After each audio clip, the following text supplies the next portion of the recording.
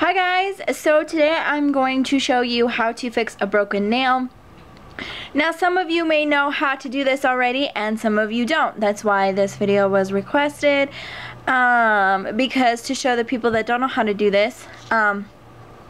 And so, you know, I have no problem making the video because I always end up getting a broken nail. Well, it's not a broken nail, it's a cracked nail. So if you have a broken nail, you know, that breaks all the way off, you can't fix it. But if you have one that splits on the edges like they normally do, you can fix it, and this is the way that you can do it. So, the items you are going to need. You're going to need a tea bag. Now, normal tea bags do not look like this, but this is a cut tea bag. Most tea bags, you know, they're folded in half and then folded whatever which way and have tea in them. So usually the string hangs, let's say the string's hanging here, so you want to cut that all off, empty out the tea bag, and then cut the tea bag in half so you'll get a sheet like this. You know, because usually it's just a long tube, what they usually look like when you uncut them. So you just want to cut down the middle of that and it'll become this sheet like so. Okay, so you're going to need that. Then you're going to need some nail glue of some sorts. This is just glam glue. I got this at the Dollar Tree. You're going to need a couple files. I have just a white buffer block, and then my Kiss washable file. I had this for years.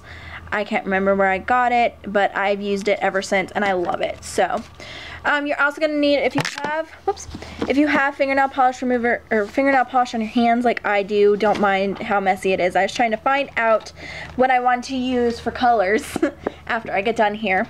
If you have nail polish on, you're going to need nail polish remover. If you already have a patch on one nail, you want to remove it with just regular nail polish remover so it doesn't take the patch off. If you don't, you can use your acetone if you want. I love acetone, and this one's just the Oinix Professional Pure Acetone Remover. Okay, and with that, you know, something to remove it with, I just got cotton balls here. You also need some scissors. So, as you see here, hopefully you guys can see this. Let me zoom up. I have got to patch this one. If you can see there, it comes up. I actually patched this already, but I hit it and it broke. So I've got to repatch it. And then this one here has come undone right there. Okay, so go ahead and remove all the nail polish on your fingernails, and then we'll move on to the next step. Okay, so I got all the polish removed. Yes, my nails are a little bit stained on some of them, but whatever. So anyways, so now you want to take your cloth here from your tea bag, and usually what I like to do, because I've already cut a piece here for one of my fingers, I like to cut them at like a triangle. Whoops. Like a triangle. And then I'll round the back part there. That's what I usually like to do, depending on how big or small it is. So what I'm just going to do is just find a corner here, which this one here will work. And I'm just going to cut a triangle out of it. It doesn't have to be perfect. It doesn't even have to be a triangle. It can be a rectangle. It could be square. Whatever you prefer. And what I'm going to do is just kind of, this one's a smaller one, so I don't need as much, but I'm just going to try and find a really good area where it would stick down nicely. If I can grab it here. Because you don't want, you know, it to be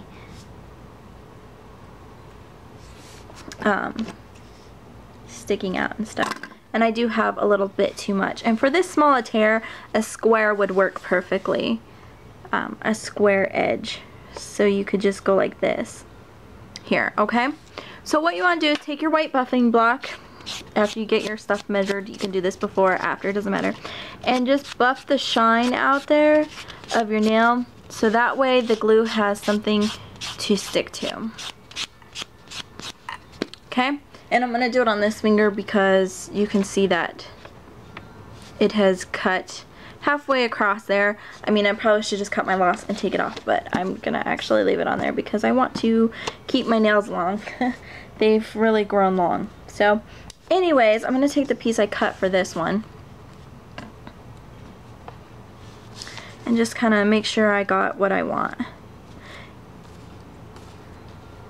And I did a triangle for this one because it's a bigger cut. And so basically what I'm going to do is just lay it like this. If it would just stay. Just kind of like that, okay? So what we're going to do is take our glue, and you're going to put it, oops, you're going to put it right on that cut there. I hope you can see the sun just going down. The sun is going down, so it's getting dark. Anyways, we're going to put it right on that cut, or crack, or whatever you want to call it, and get a good glob on there. Okay? And I'm going to lift it up. Now be careful you don't rip your nail off. I'm going to lift it up so it gets on that free edge, and then I'm just going to put it back down. So it's kind of, you know, getting glue in between there, so it gives it a good seal. Just want to make sure that, you know, it's pressed down in there and it's flat with my nail. Okay? So while that's still drying, you can wait till it's dry, whatnot. I don't wait till it's dry, I just go ahead and right into the next step, but you can go ahead and wait till it's dry and then apply another coat of glue and then your tea bag. Like I said, I'm going to do it while it's wet. So make sure you just get that tea bag over that crack in your nail and press it down and put, it's going to slide, so just be careful, and then put some more glue on top of it. I'm just going to drop a big old glob there. That's probably a little bit too much glue, to be honest with you. Tip of the glue here. And you want to really just saturate the tea bag here. See how it's really nice and saturated? And it's okay if some of it's hanging off at this point, because we will, you know, fix that. But I like to usually get a good space in there. That's why I cover as much area as I did now. One, it's a bigger cut, and two, I just like it to make sure it's reinforcing that nail. Okay, so all I'm going to do is just leave that be like that until it's completely dry. You do not want to do anything when it's not dry, when it's still wet, because you can ruin it and have to start all over again. So it takes usually about 10 minutes. This might take a little bit longer since I got a bigger glob of glue on there. But usually it takes about 10 minutes. This is what it looks like up close if you couldn't see it down there when I was trying to show you. But, you know, I'm going to keep stuff flat, make sure it's down. You can always add another layer of glue as well once it dries to reinforce that again. So, like I said, I'm going to wait till this dries. Don't mind my dried cuticles. We'll fix that in the end. But, I'm going to wait till this dries, and then I will be back to show you the next step. So the glue has all dried, and you want to leave these pieces hanging off still. That way you get a good seal, just to let you know. I don't think I talked to you about that. So now we're going to take our nail file and just kind of file those extra bits off. Because the glue is hard and these aren't, they're going to come right off.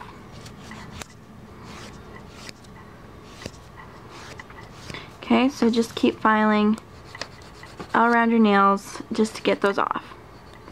So I got the extra bits all filed off those two nails. So now you're going to take your white buffer block and just smooth out that surface. Now don't buff it all the way off because you want some of it, but you want like the edges here to go flush with your nail. So you're just going to buff it, make the surface smooth, and just kind of blend that in with your nail. Sometimes when I can't get a line to go away, I'll take my normal file and I'll just go along that line, and then it usually takes care of the problem. Sometimes the buffer doesn't do that.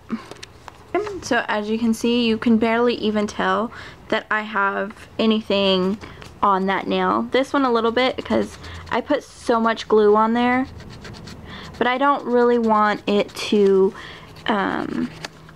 you know, break again, so I'm kind of just leaving that one alone and not filing as much as I normally would. But this one definitely is blended. I mean, it looks like nothing's on my nail to the untrained eye. Now, if you knew what you were looking for, you would see it. Just basically like, you know, blending it like you would acrylic nail if you had a tip on there. So, as you can see, my nails, oh, excuse me,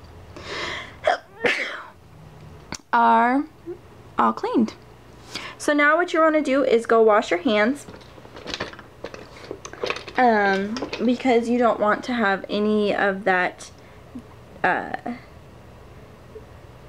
filings on your nails. You want your nail bed to be clean. All washed off. Now what you're going to do is put on your like a hardener. This is my Sally Hansen hardener. I love this stuff. This helps make the glue even harder than before, so your nails don't break, you know, anymore. I'm gonna let that dry, and then I'm gonna put on my protective base coat. You want one that is actually a ridge filler, but I don't feel like going back and getting my ridge filler, so I'm just gonna use the one I had here in my bag, which is my protective base coat. But if you have one of those milky ridge filling top or base coats, then use that. That'll also help get rid of any ridges that you have if you didn't blend it as well, but mine looks pretty blended, so I'm not, you know, too worried about it.